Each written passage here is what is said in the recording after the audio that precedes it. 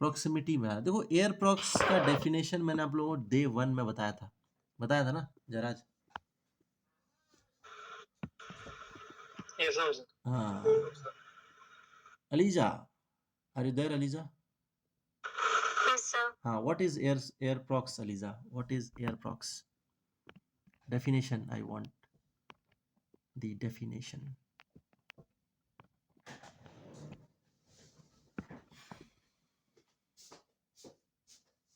तो एग्जैक्ट जो डेफिनेशन है वो मत बताओ, कोई दिक्कत नहीं है, लेकिन क्या है ये एयर प्रॉक्स वो तो बता सकते हैं आप लोग।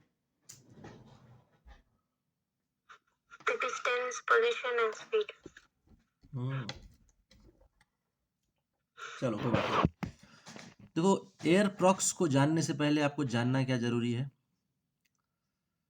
क्या जानना जरूरी है? सेफ्टी, है ना। आईसीएओ ने एक सेफ्टी डिफाइन किया है कि दो जहाज अगर सेम लेवल में फ्लाई कर रहे हैं, मान लो ये भी 30,000 फीट पे फ्लाई कर रहा है, ये भी 30,000 फीट पे फ्लाई कर रहा है, दोनों के बीच में मिनिमम 15 नॉटिकल माइल का गैप होना चाहिए। उसी तरीके से वर्टिकली दो जहाज अगर फ्लाई कर रहे हैं सेम रूट पे, दोनों के बीच में मिनिमम 1000 फीट का गैप होना चाहिए, कंसिडरिंग आरवीएसएम इज एबल। तो इसे सेफ्टी कहा जाता है।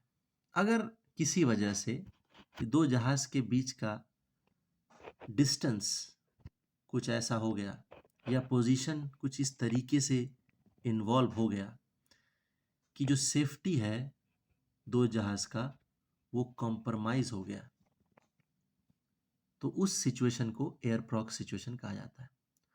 मान लीजिए प्रीति फ्लाई कर रहे हैं ये वाला एयरक्राफ्ट और सिद्धि ये वाला एयरक्राफ्ट फ्लाई कर रहे हैं, है ना।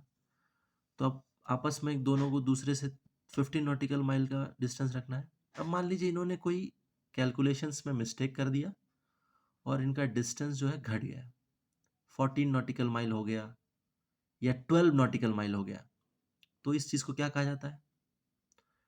एयर प्रॉक्स, है कि नहीं जयराज? तो क्या क्या चीजें इन्वॉल्व होते हैं एयर प्रॉक्स में? पोजीशन, डिस्टेंस एंड स्पीड, तीन चीजें। अब मान लीजिए अगर ये डिस्टेंस घट के, किसी के भी गलती की वजह से हो सकता है, कैलकुलेशंस में मिस्टेक हो सकता है या फिर एटीसी ने गलत इंस्ट्रक्शन दे दिया, इनका जो डिस्टेंस है वो 12 नॉटिकल माइल हो गया, तो ये एक तरह का एयर प्रॉक्स सिचुएशन हुआ, है कि नहीं प्रीति? ओके। या फिर मान लीजिए 3 नॉटिकल माइल हो गया दो जहाज का डिस्टेंस, तो ये भी एक एयर प्रॉक्स सिचुएशन है। 12 नॉटिकल माइल हो या फिर 3 नॉटिकल माइल हो, दोनों ही एयर प्रॉक्स सिचुएशन हुआ ना जयराज, सिद्धि? तो क्या ये दोनों ही सिचुएशन का जो लेवल ऑफ सेफ्टी जो कॉम्प्रोमाइज हुआ है, क्या वो इक्वल है? जो लेवल ऑफ सेफ्टी दोनों का कॉम्प्रोमाइज हुआ है, क्या वो इक्वल है प्रीति? नहीं है ना। तो इसीलिए इन्होंने क्या किया है, एयर प्रॉक्स को दो डिफरेंट डिफरेंट सिचुएशन में डिवाइड किया है। क्या किया है? एक है सेफ्टी नॉट अश्योर्ड, दूसरा क्या है? रिस्क ऑफ कोलिजन, है ना। अगर आपका एयरक्राफ्ट का डिस्टेंस दूसरे एयरक्राफ्ट से 15 नॉटिकल माइल से कम है लेकिन 5 नॉटिकल से माइल से ज़्यादा है, उसे कहा जाता है सेफ्टी नॉट अश्योर्ड। अगर आपके एयरक्राफ्ट का डिस्टेंस दूसरे एयरक्राफ्ट से 5 नॉटिकल माइल से भी कम है, तो उसे कहा जाएगा रिस्क ऑफ कोलिजन। उस सिचुएशन को क्या कहा जाएगा? Risk of collision. तो आपको ये पता कैसे चलेगा? तो ये जो आप देख रहे हैं इस तरीके से, अभी एक नया जो टीकैस आ रहा है ना, ट्रैफिक कोलिजन अवॉइडेंस सिस्टम, पता है आपको टीकैस? तो उसमें इस तरीके से आपके एनडी में आसपास कौन कौन सा ट्रैफिक कितने एल्टीट्यूड में फ्लाई कर रहा है, किस डायरेक्शन में फ्लाई कर रहा है, ऐसा पूरा दिख जाता है, राइट। इसी तरीके से एयरक्राफ्ट बना होगा, इस तरीके से पूरा दिख जाता है। तो अब होता क्या है, जैसे आपका एयरक्राफ्ट ये रहा, ये जो स्ट्रेट लाइन दिख रहा है ना, ये आपका एयरक्राफ्ट। अब जैसे यहाँ पे एयरक्राफ्ट फ्लाई कर रहा है, क्या है उसका? गोल्फ 119 है, गो एयर 119 है, कितने एल्टीट्यूड पे फ्लाई कर रहा है? 30,000 फीट पे। इसका डिस्टेंस आपके जहाज से कितना है? अब ये सर्कल बना है, पहला सर्कल 5 नॉटिकल माइल का है, दूसरा 10 नॉटिकल माइल का, तीसरा 15 नॉटिकल माइल का। ये इस तरीके से यहाँ लिखा हुआ देख रहे हैं ना, है ना? तो अभी अगर आप भी 30,000 फीट पे फ्लाई कर रहे हैं तो उस रेस्पेक्ट में ये जो एयरक्राफ्ट है गोल्फ गो एयर 119er, ये आपका एयर प्रॉक्स हो गया, इसके साथ हुआ कि नहीं, है ना? तो उसी तरीके से देखो पहले कैसे ये जहाज जो है पुराने आपके ट्रैफिक कोलिजन अवॉइडेंस सिस्टम में, जो जहाज आपके अदर ट्रैफिक कहते हैं जिसको, यानी आपके वो विसिनिटी में नहीं है, कोई कॉन्फ्लिक्ट नहीं, तो ऐसे सर्कल होके आता था, फिर डायमंड शेप, फिर स्क्वायर में रेड आने लगा। रेड मतलब वो आपके प्रॉक्सिमिटी में आ चुका है जहाज, है ना?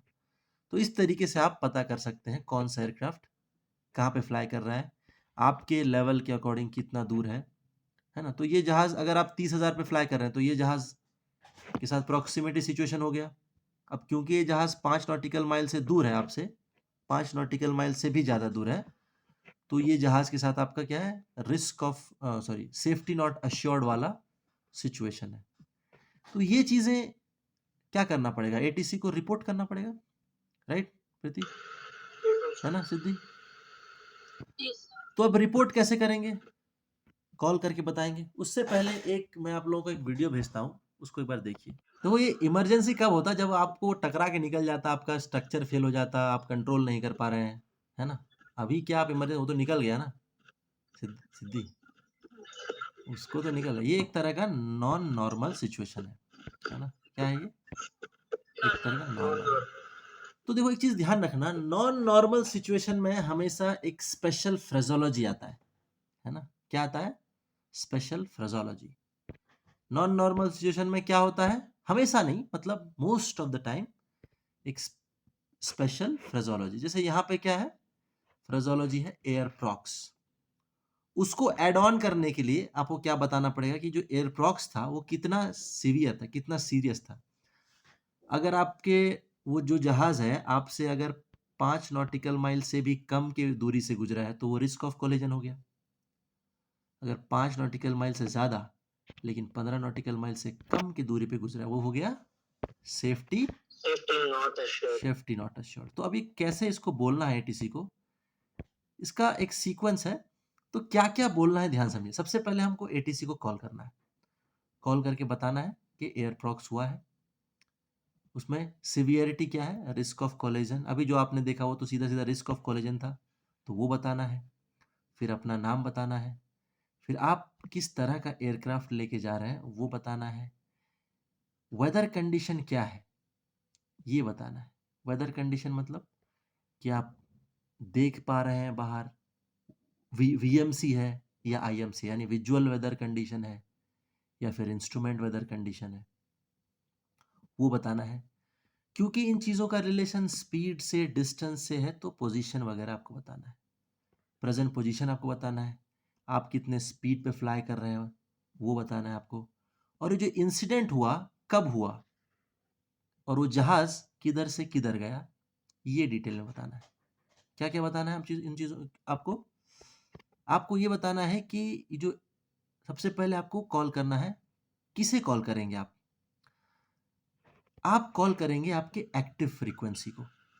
मान लीजिए आप अगर चेन्नई कंट्रोल में फ्लाई कर रहे हैं, इधर फ्लाई कर रहे हैं, और कोई जहाज आपके दाएं तरफ से गुजर गया इस तरीके से फ्लाई करके 5 नॉटिकल माइल आगे या 4 नॉटिकल माइल आगे, तो एयरप्रॉक सिचुएशन हो गया। यहां पे आपका फर्स्ट डब्ल्यू कौन होगा, किसको आप बताएंगे? बोलिए, किसको बताना चाहिए जयराज? क्यों चेन्नई कंट्रोल को बताएंगे? क्योंकि आप क्लास ए एयर स्पेस में फ्लाई कर रहे हैं और उसी की जिम्मेदारी थी सेपरेशन मेंटेन करना, उसने नहीं किया। और ये बिना इंफॉर्मेशन कि ये जहाज मेरे दाएं तरफ से गुजरा कैसे और मेरे ही लेवल पे, है ना? तो इस वजह से आपको चेन्नई कंट्रोल को कॉल करके बोलना है air prox risk of collision, है ना? फिर अपना नाम बताना है, Victor Tango Alpha Bravo Charlie. फिर मेरा type of aircraft Boeing 737 IMC fly कर रहा हूँ, इंस्ट्रूमेंट फ्लाई कर रहा हूँ। ये मेरा प्रेजेंट पोजीशन है, इस स्पीड पे फ्लाई कर रहा हूँ। और 10 बजे एक एयरक्राफ्ट मेरे से क्रॉस करके गया दाईं तरफ, मेरे ही लेवल पे, मेरे सामने से। ये आपने रिपोर्ट करना है। अब एक क्वेश्चन लेता है, ये किस तरीके का है। आप जा रहे हैं दिल्ली से बॉम्बे, दिल्ली टू बॉम्बे जा रहे हैं। आपका एयरक्राफ्ट है स्पाइस जेट 611। 18:50 में आप निकले हैं दिल्ली से। इंस्ट्रूमेंट फ्लाई कर रहे हैं, फ्लाइट रूल IFR। आई का मतलब होता है इंस्ट्रूमेंट। अगर V लिखा होता तो विजुअल, Y लिखा होता तो पहले इंस्ट्रूमेंट फिर विजुअल VFR, Z लिखा होता है तो पहले विजुअल फिर इंस्ट्रूमेंट, है ना। और रूट कौन सा ले रहे हैं आप, अल्फा 474। फ्लाइट लेवल आपका 340 है। बोइंग 737 आप एयरक्राफ्ट लेके जा रहे हैं। तो ये पूरा प्लान पढ़ने के बाद आपको मालूम ये चला कि ये मेरा सेकेंड W आपको मिल गया तुरंत। बाकी की इंफॉर्मेशन हम क्वेश्चन के आधार पे निकालेंगे। तो क्वेश्चन देखिए, अभी के लिए एक समझिए कि क्वेश्चन में कई बार इंटेंशन लिखा नहीं होता है। सिचुएशन के आधार पे आपको समझना पड़ेगा कि ये इंटेंशन है। कई बार क्वेश्चन में सीधा इंटेंशन लिख दिया होता है, जैसे पिछले कुछ क्वेश्चन हमने किए थे उसमें इंटेंशन लिखा था। अब यहाँ देखिए इंटेंशन लिखा है कि नहीं लिखा है, वो जरा समझते हैं। तो W2 हमको मिल गया। तो जिंदगी में हमें क्या ढूंढना है जराज, कितने W ढूंढने हैं हमको?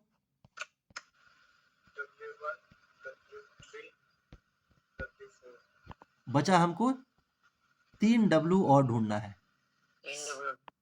ना। चलो, कह रहा है you are 10 nautical mile from Pratapgarh. Position बोल दिया इसने, कह रहा है 10 नॉटिकल माइल थे प्रतापगढ़ से। तो दिल्ली से बॉम्बे जा रहे हैं, तो बाय डिफॉल्ट जो चार्ट है वो chart number 1, chart number 1 open कर लीजिए और इस रूट को ट्रेस कीजिए। जो रूट लिखा है इस रूट को ट्रेस कीजिए। Delhi to Bombay chart number 1, route क्या है, अल्फा 474। ट्रेस कर लिया आप लोगों ने रूट। चलिए, तो अब कोई क्वेश्चन में क्या दिया है, पोजीशन आपका क्या दिया है, ध्यान से देखिए। कह रहा है you are 10 nautical mile from Pratapgarh. Pratapgarh पार करके जा चुके हैं, तो मैंने ये पोजीशन यहां पे लिया है। देख पा रहे हैं आप, एक हाइपोथेटिकल प्लॉट कर पा रहे हैं पोजीशन आप लोग।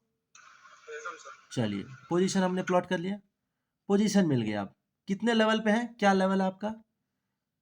ऑब्वियसली फ्लाइट लेवल 340 है, यानी हमारा क्रूज लेवल पे है हम लोग। फिर कह रहा है कंडीशन में, क्या कह रहा है, you sighted one Indian air force fighter aircraft crossed you at 6 nautical mile ahead with level ascending phase at your flight level in ascending phase। यानी एक इंडियन एयरफोर्स का फाइटर, जैसे ये देख रहे हैं IAF फाइटर, इसने आप ही के फ्लाइट लेवल पे क्रॉस किया और क्लाइम करते हुए इंदौर की तरफ चला गया। हम लोग हाइपोथेटिकली ये समझ रहे हैं, है ना इधर, जैसे अभी आपने वीडियो में देखा किस तरीके से एयरक्राफ्ट आया सामने से, सेम सिचुएशन है। तो अब यहाँ पे क्या मिला आपको, आपको यहाँ पे सेकेंड W तो मिल चुका है, उसके साथ साथ आपको अपना पोजीशन भी मिल चुका है। कंडीशन यहाँ पे क्या दिया है इन्होंने कि 6 नॉटिकल माइल आपके सामने से गया एक जहाज। तो ये किस तरह का सिचुएशन हो गया, किस तरह का सिचुएशन हो गया ये? Safety not assured. Air prox, good evening Kusum ma'am.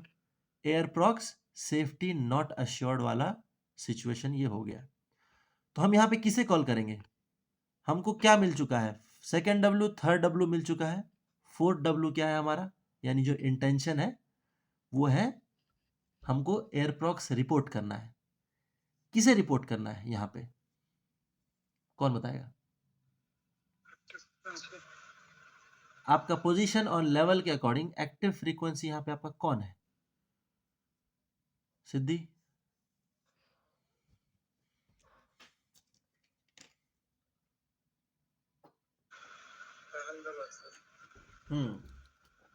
तो फर्स्ट W लिखिए अहमदाबाद कंट्रोल।